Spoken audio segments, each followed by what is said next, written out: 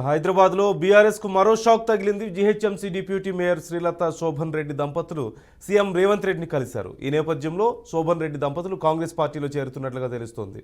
Shobhan Reddy BRS కార్మిక విభాగం రాష్ట్ర అధ్యక్షునిగా ఉన్నారు. ఆయన గత కొంతకాలంగా తీవ్ర అసంతృప్తితో ఉన్నారంటూ ఆయన అనుచరులు చెబుతున్నారు.